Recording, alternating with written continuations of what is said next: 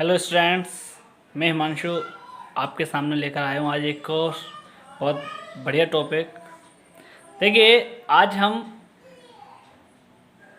Tense का अध्ययन करेंगे। टेंस ये चीज़ ऐसी है, इंग्लिश की एक प्रकार से जड़ कही जाती है।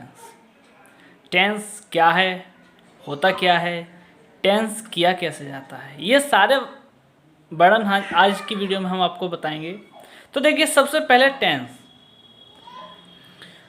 टेंस को हम हिंदी में कहते हैं काल। अभी तक आपने पढ़ा होगा कि टेंस को हम हिंदी में कहते हैं काल या समय।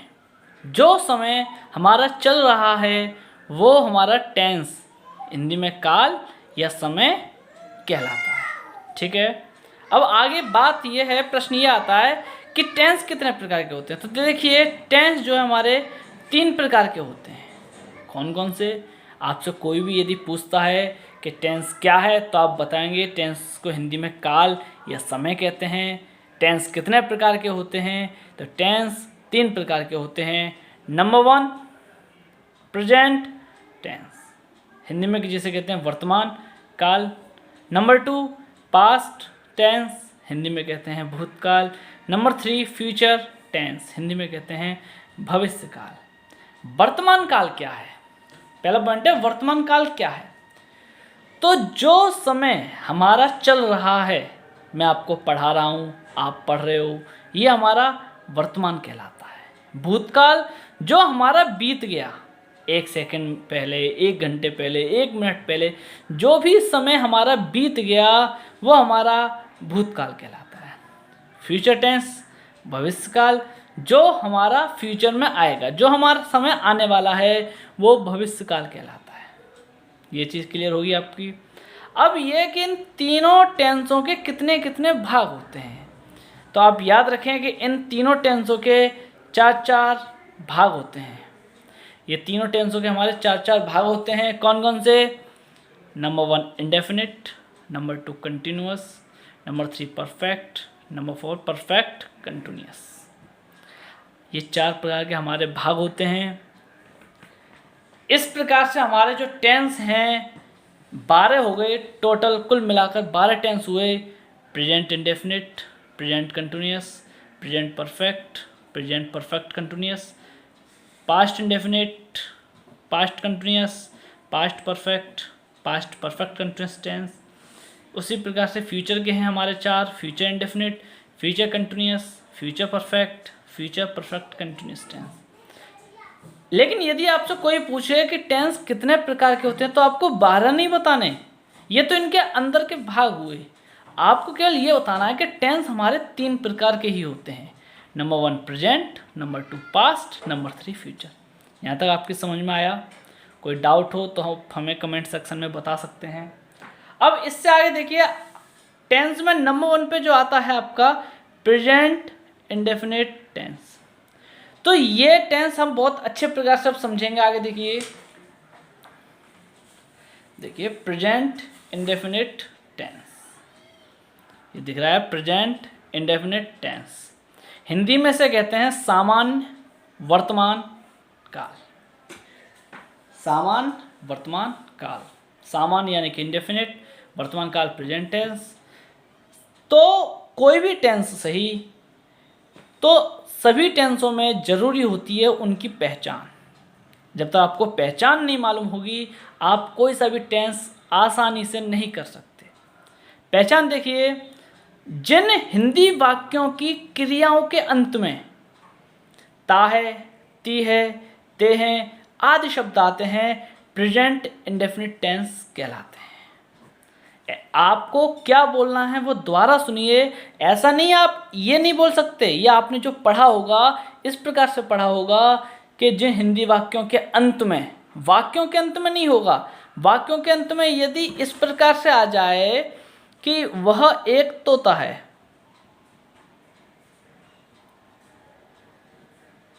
आ तो इसमें भी ता है रहा है, लेकिन ये हमारा प्रेजेंट इंडेफिनिट टेंस का वाक्य नहीं होगा।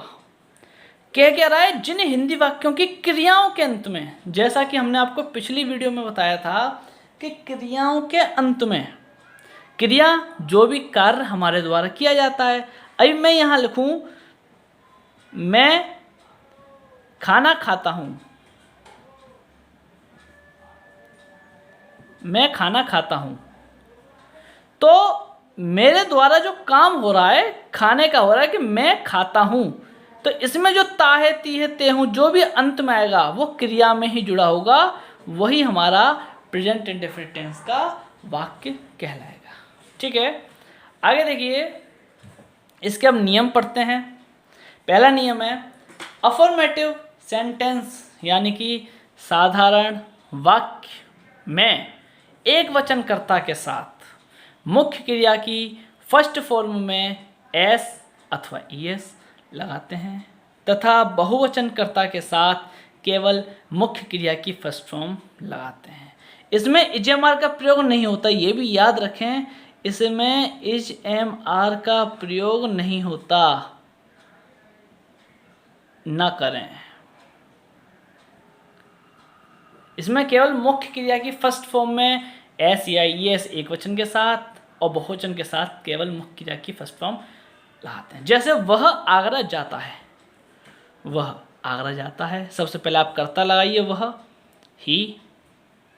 जैसा कि मैंने बताया कर्ता कौन लगा के पता चलता है, आगरा कौन जाता है, वह जाता है, ही। अब मुख्य क्रिया ही एक वचन है। देखिए एक वचन बहुवचन आप जानते ही होंगे, छोटी क्लास से पढ़ते आए होंगे, जहाँ किसी एक व्यक्ति या वस्तु का ज्ञान हो वहाँ एक वचन होता है, जहाँ एक से अधिक हो वहाँ बहुवचन होता है। वह आगरा जाता है तो आपने ही लगाया। अब उसके द्वारा क्या काम किया जा रहा है, जाता है, जाने का काम किया जा रहा है, तो जाने की अंग्रेजी गो। अब सवाल ये आता है कि एस कहाँ लगाएंगे और ईएस कहाँ लगाएंगे। तो ये बहुत ही अच्छा पॉइंट है, कोई भी पूछ सकता है आपसे कि ईएस वहाँ लगाते हैं जहाँ हमारा क्रिया में अंत में वोवेल आता है। वोवेल 5 होते हैं, आप जानते होंगे, ए, ई, आई, ओ, यू। इनकी जहाँ ध्वनि या उच्चारण निकले वहाँ वोवेल होता है। गो, ये ओ हमारा वोवेल है, इसलिए हम यहाँ पे ईएस का प्रयोग करेंगे। अगर इन 5 को छोड़कर यानी कि यहाँ वोवेल ना हो, हमारा कोई अन्य कॉन्सोनेंट व्यंजन हो, तो वहाँ हम एस का प्रयोग करते हैं। अब देखिए ही गोज कहाँ जाता है, to Agra, he goes to Agra, वह आगरा जाता है। कोई डाउट आप हमसे पूछ सकते हैं, कोई डाउट हो तो। आगे देखिए तुम मुझे बुलाते हो, पहले आप कर्ता लगाइए, तुम, मुझे कौन बुलाता है, तुम बुलाते हो, तो तुम कर्ता हुआ, यू। अब कर्ता लगाने के बाद अब मुख्य क्रिया देखिए बुलाते हो, मेरे द्वारा तुम्हारे द्वारा काम हो रहा है बुलाने का, तो बुलाते हो, तो बुलाने की अंग्रेजी होती है कॉल, CALL। अब मैंने बताया था एक वचन होगा तो ही आप एस या ईएस लगाएंगे, यदि एक वचन नहीं है तो आप एस या ईएस कुछ भी नहीं लगाएंगे, खाली छोड़ देंगे उस चीज़ को।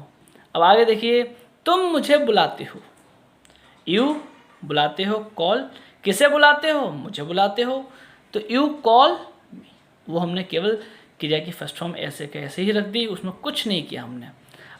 ऐसा नहीं है कि आपने सोचा है हूँ हो आ रहा है तो आप इजेमाल ला दें, नहीं, इसमें इजेमाल का प्रयोग नहीं होगा। आगे देखिए नेगेटिव सेंटेंस, नकारात्मक वाक्य में एक वचनकर्ता के साथ डज नॉट तथा बहुवचनकर्ता के साथ डू नॉट लगाते हैं। इसमें मुख्य क्रिया की फर्स्ट फॉर्म का प्रयोग करते हैं। अब इसमें एस या ईएस नहीं लगाएंगे, क्यों, क्योंकि इसमें एस या ईएस डू और डच के साथ जुड़ गई है। देखिए डू के साथ ही हमने ईएस जोड़ दिया है इसमें। देखिए वह अपना घर नहीं बेचता है, पहले कर्ता लगाएंगे ही, एक वचन है, मैंने बताया अभी एक वचनकर्ता के साथ डज नॉट लगाएंगे, लगाइए आसानी से, ही डज नॉट। मुख्य क्रिया की फर्स्ट फॉर्म लगाएंगे, बेचने की है सेल। अपना घर, हमेशा याद रखिए ही के साथ अपने की अंग्रेजी हिज आती है, मैं पीछे लिख दूंगा दोबारा, ही के साथ अपने की अंग्रेजी हिज आती है। अपना घर, हाउस, बहुत ही सिंपल तरीके से ये आपका सेंटेंस बन गया। अब आगे देखिए वे बाजार नहीं जाते हैं, वे की अंग्रेजी लगाइए दे। अब वे हमारा बहुवचन होता है, बहुवचन के साथ हमने बताया डू नॉट लगाएंगे। जाते हैं, जाने की गो, टू मार्केट।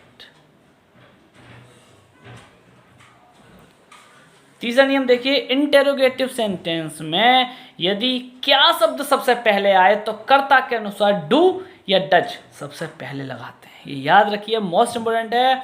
यदि क्या शब्द सबसे पहले आ रहा है, यानी कि इसे हम सिंगल इंट्रोगेटिव भी बोलते हैं। जैसे क्या शब्द सबसे पहले आ रहा है, क्या तुम उसे पीटते हो, क्या शब्द पहले आ रहा है, तो आपको पहले कर्ता देखना होगा, कर्ता क्या है, कर्ता क्या है, क्या तुम उसे पीटते हो, क्या शब्द सबसे पहले आ रहा है, तो सबसे पहले आप देखोगे तुम। कर्ता क्या है, कर्ता यदि एक वचन है तो सबसे पहले डज, कर्ता यदि बहुवचन है तो सबसे पहले डू लगाएंगे। अब कर्ता क्या है यहाँ पे, बहुवचन, बहुवचन है कर्ता, तो सबसे पहले आपको लगाना है डू, डू लगा दिया। उसके बाद कर्ता देखिए, कर्ता क्या है, तुम, कर्ता लगाइए आप, यू। मुख्य क्रिया की फर्स्ट फॉर्म लगाते हैं इसमें। मुख्य क्रिया क्या है इसमें, पीटना, मतलब मेरे द्वारा जो काम किया जाता है, तुम्हारे द्वारा जो काम किया जा रहा है वो किया जा रहा है पीटने का। तो मुख्य क्रिया की first form, do you beat, और किसे पीटते हो, उसे, him, do you beat him, क्या तुम उसे पीटते हो। अब देखिए आगे, इसमें प्रश्नवाचक चिन्ह लगाना ना भूलें आप। आगे देखिए, क्या राहुल अपने घर नहीं जाता है, क्या राहुल अपने घर नहीं जाता है, तो करता क्या है, राहुल।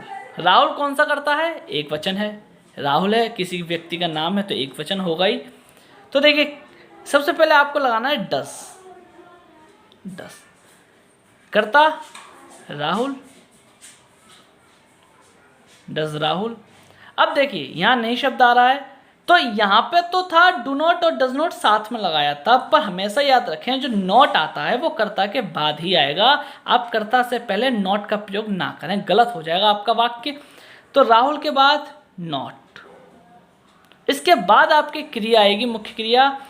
राहुल के द्वारा क्या काम हो रहा है, जाने का, जाता है, इसमें ताहे लगा हुआ, जाने का काम हो रहा है, गो टू, अपने घर, हिज हाउस, वेरी सिंपल। इसका एक लास्ट रूल और रह गया, वो और देखिए, देखिए इंटेरोगेटिव सेंटेंस में यदि कोई प्रश्न सूचक शब्द क्या, क्यों, कब, कैसे, कौन, किसे, किसने, ये बीच में आए तो सबसे पहले इन शब्दों की अंग्रेजी लगाते हैं, ये याद रखें। उसके बाद कर्ता के अनुसार डू या डज, फिर कर्ता तथा मुख्य क्रिया की फर्स्ट फॉर्म लगाते हैं। देखिए जाए, तुम मुझे क्यों बुलाते हो, मैं भी ऊपर बताया ये शब्द यदि बीच में आया तो पहले इसके आप अंग्रेजी लगाओगे, क्यों। यदि इसकी अंग्रेजी नहीं पता तो मैंने नीचे लिख दी है, क्यों, क्यों की अंग्रेजी होती है वाई, तो आप सबसे लगाइए वाई। अब कर्ता देखिए, कर्ता क्या है, तुम, कर्ता बहुवचन है, बहुवचन करता है तो जैसे रूल नंबर 3 था वैसे ही बनाएंगे। बहुवचन करता है तो डू लगाइए, यदि एक वचन करता होता तो डज आता। तुम की अंग्रेजी यू, नए शब्द का प्रयोग है नहीं है इसमें, तो इसलिए नॉट नहीं लगाएंगे। अगर नॉट लगाना होता तो हम कर्ता के बाद ही नॉट लगाते। बुलाने की, कॉल, मुझे की, ये आपका बहुत सिंपल तरीके से बन गया। देखिए बेटा, इसमें क्या है कि और तो सारे जो प्रश्नवाचक सूचक शब्द जो होते हैं वो तो सब एक ही तरीके से बनते हैं, लेकिन हमेशा याद रखें जिसमें कौन शब्द आता है वो सेंटेंस थोड़ा अलग तरीके से बनता है। कैसे, वो मैं आपको दिखाता हूँ। तुम्हें कौन पीटता है, तुम्हें कौन पीटता है, कौन शब्द आ गया। तो एक तो आप एक बात याद रखिए, कौन हमारा एक वचन होता है और कौन हमारा सब्जेक्टिव केस होता है। ये कर्ता का काम करता है, हमारा कर्ता का काम करता है ये हमारा। इस प्रकार से समझिए आप, जब तुम्हें कौन पीटता है आएगी तो ये तो है प्रश्नवाचक ही शब्द, लेकिन सबसे पहले आप लगाएंगे कौन की अंग्रेजी हु। वैसे कायदे से तो आपको यहाँ पे जैसे वाई के बाद आपने डू या डस का प्रयोग करना था, ऐसे ही आपको कायदे से हु के बाद डू या डस का प्रयोग होगा, लेकिन इसमें ऐसा नहीं है। हु हमारा कर्ता का काम करता है और ये एक वचन का काम करता है, और ये हमारा एक प्रकार से ये मान के चलो एफर्मेटिव और नेगेटिव सेंटेंस की तरह है। जैसे हु लगा दिया, हु एक वचन होता है और हु करता भी है यहाँ पे, तो हु के बाद आपको फिर डू या डज का प्रयोग नहीं करना, आपको सिर्फ मुख्य क्रिया लगानी है, बीट, हु बीट। अभी अभी मैंने आपको बताया कि हु एक वचन का काम करता है, तो इसी में एस या यस जरूर लगाएंगे आप, हु बीट्स। ऐसा नहीं है कि तुम्हें आ रहा है तो ये बहुवचन हो गया, उससे मतलब नहीं है। अब हु लगाया है आपने तो हु एक वचन होता है और एक वचन के साथ एस या यस आता है। मैंने अभी एफर्मेटिव सेंटेंस में बताया था आपको, ये हु बीट्स और तुम्हें कि हु बीट्स, उसमें कौन पीटता है। ओके, नेक्स्ट देखिए, उसे खाना कौन नहीं देता है। ऐसे ही ये बनेगा, कौन क्या आप लगाओगे, यहाँ बनाते हैं हु। अब ऐसा नहीं है कि हु का डू या डज, अब ये नेगेटिव सेंटेंस आ रहा है तो इसमें डू नॉट और डज नॉट साथ साथ ही आएंगे। तो हु एक वचन होता है तो हु एक वचन के साथ डज नॉट। अब मुख्य क्रिया की first form give him food. ये क्लियर हो गया आपका। देखिए कुछ मैंने यहाँ पे मीनिंग्स लिखी थी। कोई बच्चा यदि वीक होता है या समझ में नहीं आता है, वाई मिस क्यों, वैन मिस कब, वाट मिस क्या, हाउ मिस कैसे, हु मिस कौन, हुम मिस किसे, हाउ मैनी कितना, कितने कितने, ये जब गिना जाए तब, हाउ मच मिस कितना कितने कितने जब मापा जाए, वेयर मिस कहाँ। कोई डाउट हो तो आप हमें कमेंट सेक्शन में बता सकते हैं। ये बेटा आपका रहा टेंस, प्रेजेंट इंडेफिनिट टेंस आपका ये फिनिश हो गया है। कोई डाउट हो तो आप हमसे पूछ सकते हो। और इसके बाद आपको ये होमवर्क के लिए कुछ सेंटेंस दिए गए हैं, कुछ एक एक्सरसाइज सी दी गई है। देखिए मैं पढ़ देता हूँ सारे सेंटेंस। मैं पुस्तक नहीं पढ़ता हूँ। क्या तुम गीत गाते हो? वे क्रिकेट कब खेलते हैं? हम खाना खाते हैं। वे गीत नहीं गाते हैं। मेरी माताजी रामायण पढ़ती हैं। तुम प्रतिदिन गंगा जी में स्नान करते हो। मोहित अपने भाई को बुलाता है। क्या वे पतंग उड़ाते हैं? तुम्हें अंग्रेजी कौन पढ़ाता है? वे किसे पढ़ाते हैं? मेरे पिताजी समाचार पत्र पढ़ते हैं। ये आपको 12 सेंटेंस दिए हुए हैं। आप घर पे ट्राई कीजिए, बनाने का प्रयास कीजिए। नहीं समझ में आता तो आप हमसे पूछिए। कोई डाउट हो तो कमेंट सेक्शन में बताइए। और जिस किसी ने भी अभी तक हमारा यूट्यूब चैनल सब्सक्राइब ना किया हो, हमारे यूट्यूब चैनल सब्सक्राइब कीजिए। Okay, bye.